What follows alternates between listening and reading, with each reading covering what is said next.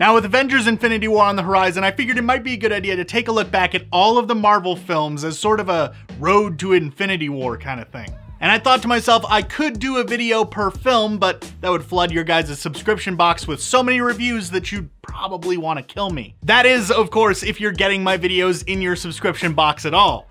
I'm looking at you, YouTube support. So instead, I figured I would take a look at the individual franchises that make up the Marvel Cinematic Universe. Beginning with the one that started it all, Iron Man. If you want to see the rest of this series of reviews, be sure to hit the subscribe button and click the little bell to join the notification squad and be alerted when I upload the next video. So let's start things off by looking at each individual film, and then I'll bring it all together to summarize it as a whole. Also, I'm gonna have spoilers in this video. These films all came out years ago, so you really don't have an excuse to have not seen them at this point. Iron Man came out in 2008 and sort of surprised everyone, myself included. It was much better than it really had any right to be, and watching it back today, it definitely holds up. I feel like the main thing of note with the first film is easily Robert Downey Jr. as Tony Stark. These days, we sort of take this casting for granted, but in my opinion, this is perhaps one of the absolute best bits of casting within superhero films. Second only really to Hugh Jackman as Wolverine, which is absolutely perfect. Downey brought a new sort of characterization to a genre that often had leads that were either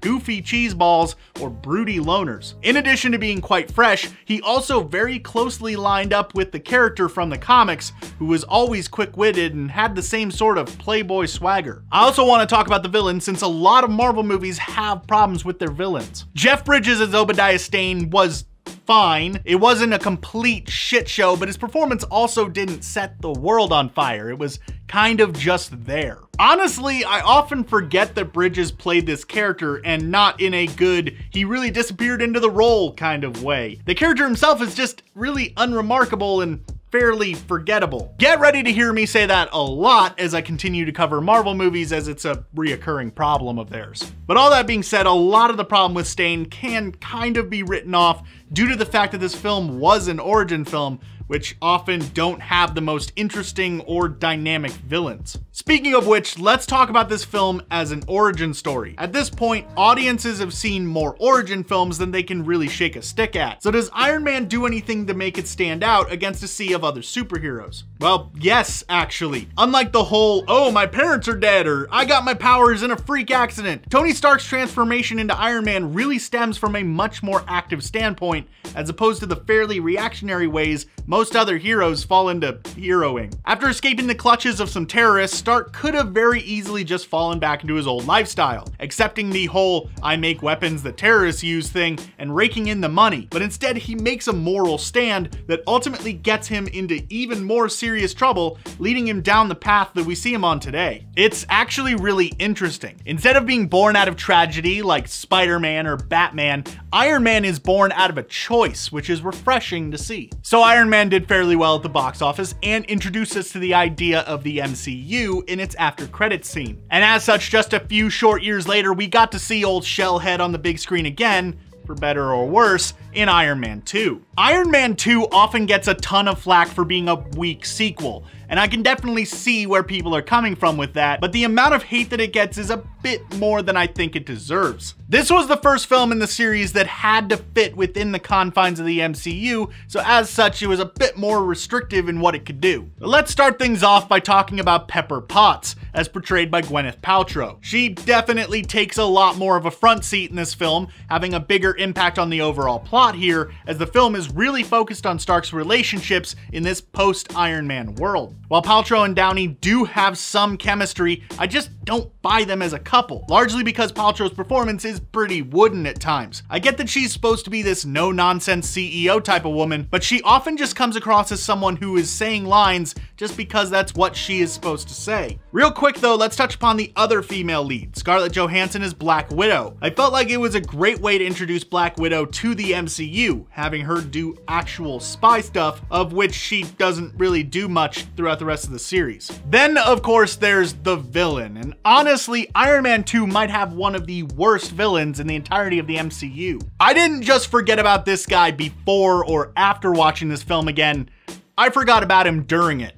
Ivan Vanko doesn't really do much in the film. Outside of the attack on the racetrack and the final fight, he's kind of absent for most of its runtime. On top of that, he doesn't really have a personality and his motivation is kind of weak and swept under the rug real quickly. It is probably more accurate to say that the real bad guy in this film is the US government, which is trying to get Stark's armor from him since they consider the idea of anyone else having it a major threat. Understandably, I might add. All the negativity aside though, Iron Man 2 did give us one of the most fanboy freak-out inducing moments in the entire MCU, which is when Iron Man finally got to team up with War Machine during the final fight, which is just awesome and well worth the cost of admission. Now let's jump into Iron Man 3, the only film in the trilogy not to have been directed by Jon Favreau, with Shane Black instead taking the reins. It's also the only one not released within Phase 1 of the MCU, which is neither here nor there, I just felt like I'd mention it. This film did a few things right and a few things wrong. I did really like seeing how much the events of the first Avengers film affected Stark,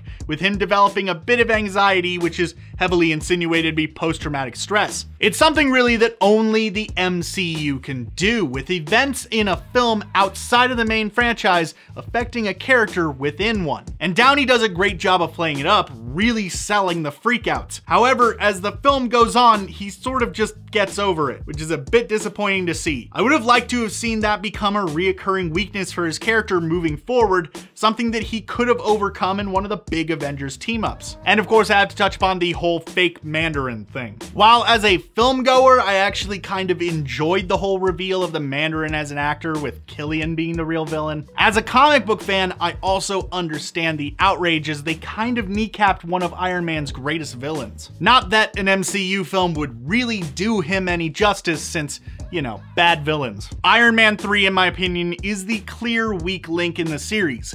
It just failed to capture a lot of the fun that the first two films had, instead finding itself muddled down in a bit of a messy story that tries to be part superhero film and part political thriller, with neither part really working all that well. As a trilogy, they are enjoyable enough films, but if you watch them back to back, you can definitely notice a bit of a downward trend. So does that mean that I think that Iron Man 2 and 3 are bad films just because I sat here and knocked on them? No, actually, not in the slightest. As I've always said, even the worst Marvel film is still pretty good, as they are enjoyable films that are well put together with characters that are entertaining to watch. Oscar worthy?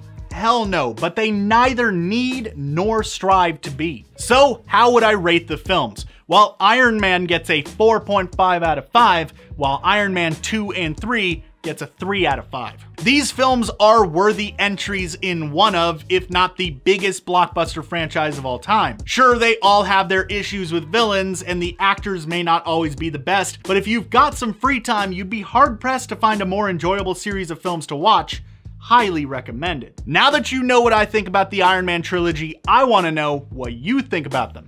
Let me know down in the comments below. And while you're at it, why not click one of these buttons over here to go check out some other videos that I've made. There's sure to be something over there that'll catch your fancy. And if not, you know, you can just go down to my channel and check out other videos there. Thanks for watching, and have a good one.